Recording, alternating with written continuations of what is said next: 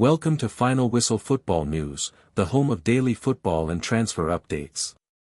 Subscribe now and join the community of true football lovers. Never miss a moment from the beautiful game, Arsenal's scary show of strength. As Madueke shines, Arsenal came into this season on the back of a busy summer transfer window where they spent around £250 million and brought in 8 players to propel another push for the Premier League title. As they swept aside Nottingham Forest 3-0 with 5 of those new signings starting, the Gunners showed why such aggressive recruitment was justified. Mikel Arteta's side were without key trio Bukayo Saka, Kai Havertz, and William Saliba through injury, while skipper Martin Odegaard limped off in only the 18th minute. But it mattered little as Arsenal showed their strength in depth to cruise to an impressive success. Victor Gyökeres and Martin Zubimendi were their statement signings and likely to start regardless of the opposition. But with Declan Rice named as a substitute, manager Arteta looks to have ripped up his tier system for this campaign, where he had a number of players who were guaranteed starters and expected to play most of the games, and despite their injury troubles, Arsenal have won 3 of their first 4 league games and are yet to concede a goal from open play. Standards have raised. The physical demands on players and relentless schedule meant Arteta and the club decided they needed to bring in high-caliber players to ensure there was not a drop in quality during times like this. Havertz has a knee injury that will keep him out for weeks. Saka has been unavailable since the 5-0 win over Leeds with a hamstring injury, while centre-back Saliba was withdrawn with an ankle problem in the defeat at Liverpool. Midfielder Odegaard has had a shoulder problem and was again withdrawn against Forest after an awkward fall. The absence of this quartet would usually be a cause for crisis at Arsenal, and injuries to their influential players last season was a major factor in why the Gunners fell away in the title race to finish second behind Liverpool and falter in the Champions League semi-final against Paris Saint-Germain. While Arteta will be eager for those players to return, his side, led by impressive England duo Noni Madueke and Eberechi, proved they have the talent and options to cope and get results. When asked about his summer recruitment, the Spaniard said, "If we wouldn't have done that and, as you said, with the injuries that we have, unfortunately some of them are very difficult to control, we would have been in a very different place. We knew that that was the standard, that's the standard of the other teams in the league in Europe, and you can see that. I'm very happy because it gives us options, it gives us the capacity as well to change games, it gives the capacity to have presence in the team, and now we have to make sure that everybody feels connected and important." Arsenal travel to Spain on Tuesday to face Athletic Bilbao for the first of their Champions League games this season, and Arteta said that was another reason the club decided to invest. The players have to play 70 or 74 games throughout the season. It's never been done, he added. When the intensity was that high, they are not going to be able to sustain that. So you need more players, the standards have raised, we need better players, and there's no secret. It was a sentiment backed up by former Arsenal defender Martin Keown. That was a real scary show of strength from Arsenal, with the quality of player. You've been without Havertz, and Saka unavailable, and that was a problem for Arsenal last season, but not this, he told TNT Sports. Madueke, he's coming in today, both of them outstanding. Gyökeres, what about that second goal, so direct, forward pass. This man in the box, a real predator. The quality of the group, even this young man, Christian Mosquera. At the back, what a performance that was. His full debut at Arsenal, home game, outstanding. At the moment, Arsenal are looking so strong. Madueke looks in electric form. Arteta's front three of Gyökeres and Madueke had never played together before the Forest match. Was making his full debut and capped it off with an assist for Gyökeres, while Madueke was arguably Arsenal's best player. The new ones that started, 5 of them, I'm really impressed with them, added Arteta. I think you can sense and feel that there are new relationships flourishing there that are going to give us different things. To become more unpredictable, Noni, I think he was exceptional as well. Madueke's performance comes off the back of a week where he started both of England's World Cup qualifiers and scored his first goal for the Three Lions in the 5-0 win over Serbia in Belgrade. The 23-year-old beat Forest fullback Morato at will, and following an injury to visiting centre-back Ange Postecoglou swapped Nico Williams from the right to left side in an attempt to stop Madueke, the stats back up Madueke's impact too, as he ranked first for chances created, 5, chances created from open play, 5, dribbles completed, 4, and duels won, 9, in a fine display. The Gunners also directed 44.7% of their attacks down the right flank to get him on the ball, and he was a constant source of danger.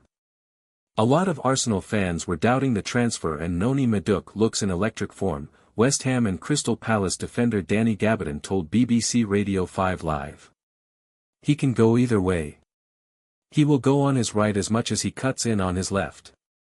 From a defensive point of view, that's difficult to defend against. He has caused all sorts of problems.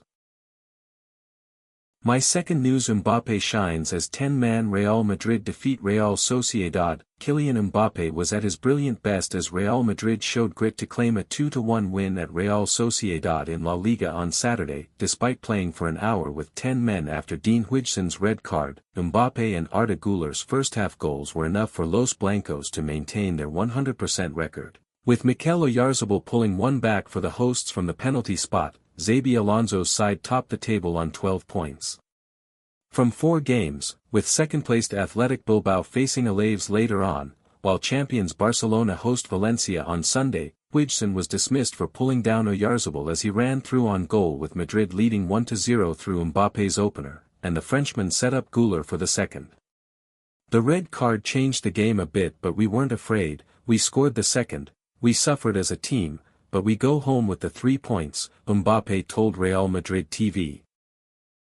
The start to the season has been very good, and mine too, but the season is 9 months, 11 with a World Cup, so I have to play well for a lot more time to come. Madrid lined up with Dani Carvajal at right back, leaving Trent Alexander-Arnold on the bench, while Fede Valverde was rested and Dani Ceballos came in. Güler had a goal disallowed for offside early on as Los Blancos started strongly, with Real Sociedad still looking for their first win under new coach Sergio Francisco. Mbappé broke the deadlock after 12 minutes when he sprinted on to a loose back pass, beating 2 defenders for pace before producing a clinical finish for his 4th league goal. This season, Madrid's task grew harder when Spanish centre-back Huijsen, signed from Bournemouth this summer, was dismissed for pulling back Oyarzabal as he ran towards goal. For me it was a yellow card. Militao was close and the ball was not under control, and seeing the replay didn't change my mind, Alonso said. I asked about it, the referee explained it, and it didn't convince me.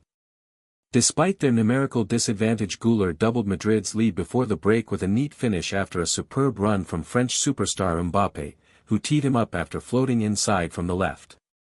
The hosts improved in the second half and won a penalty after a Carvajal handball, which Oyarzabal dispatched. However, the Basque side did not have enough to take anything from the game, with Madrid goalkeeper Thibaut Courtois twice denying Oyarzabal.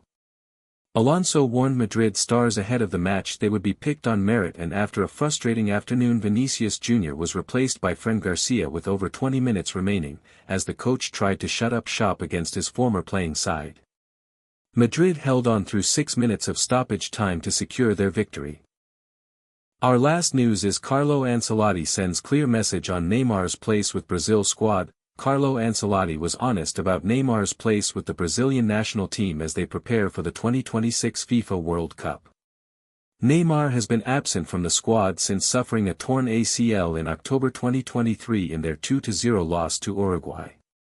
He has missed the remainder of World Cup qualifying as well as the 2024 Copa America, which stunted the stability of quality performances for the national team. Ancelotti took over the reins in June but hasn't been able to bring the superstar forward back due to fitness issues. Shortly after Brazil concluded their qualifiers, he made it clear about his chances on being with the team for the World Cup. We are not going to observe how Neymar plays, obviously. Everyone knows his talent, Ancelotti told ESPN Brazil's Pedro Ivo Almeida. In modern football, to take advantage of his talent, the player has to be in good physical condition. If he is in his best physical condition, he will have no problems being in the national team. Everyone wants Neymar in the national team in good physical condition. I spoke with him, and I said, you have time to prepare in the best way to be there and help the team try to do their best in the World Cup. Ancelotti even explained how he would use Neymar when he's fully healthy and available to play for Brazil. The manager went as much to say that he would be in the attacking midfield or be up top as a striker, taking into account his current condition at age 33. I spoke with him. He came to the hotel before the game against Paraguay, in June, and we talked about it, the former Real Madrid boss added, via ESPN. Everything is clear, the idea remains the same. From Arsenal's rising dominance to Mbappe's brilliance and Ancelotti's message on Neymar, the game never stops delivering drama. Which moment stood out most to you? Let us know in the comments, and don't forget to like, subscribe, and hit the bell for more football updates every week. See you in the next one. Your thoughts?